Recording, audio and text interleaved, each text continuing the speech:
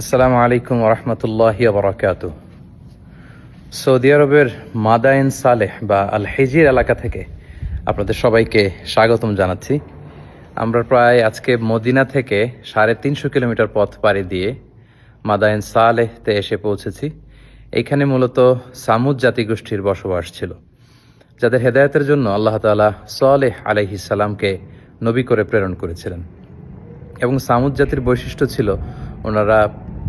তারা পাথর বেষ্টিত এলাকায় তাদের জনপদ ছিল এবং পাথরকে খোদাই করে, পাথরের মধ্যে শিল্পকর্ম করে, খোদাই করে, ডিজাইন করে তারা পাথরের ভেতরে তাদের বসবাস স্থাপন করেছিল।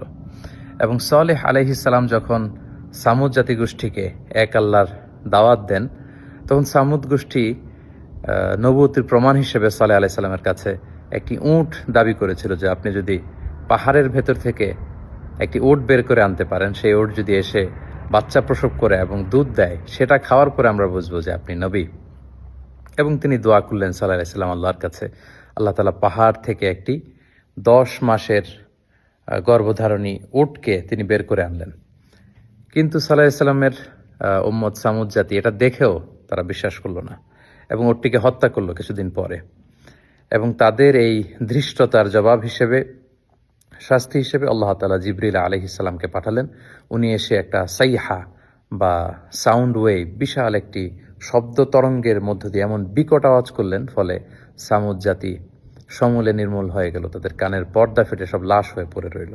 এবং সালেহ আলাইহিস সালাম পরবর্তীতে মুমিনদেরকে নিয়ে মক্কাতুল মুকাররমাতে চলে গেলেন। প্রিয় সুধী, এই হিজির এলাকাতে যদি আপনারা আসেন, বা যেটাকে মাদায়েনে সালেহ বলা হয়, এখানে বিশাল বিশাল পাহাড় দেখা যাবে, কিভাবে পাহাড় খোদাই করে তারা তাদের বসতি নির্মাণ করেছিল, কিভাবে তারা এখানে ছিল এবং ধ্বংসাবশেষ পরবর্তীতে এখনকার যে পাহাড়ি অঞ্চলটি কেমন, সেটা দেখে আসলে আমরা অবিশ্বাসীদের যে করুণ পরিণতি যুগে যুগে হয়েছে, যারা ধৃষ্টতা দেখিয়েছে আল্লাহর সাথে, আল্লাহ রাসূলের সাথে, আল্লাহর বিধানের সাথে, এবং যারা সীমা লঙ্ঘন করেছে, তাদের পরিণতি কি সেটা কিন্তু আমরা বুঝতে পারি।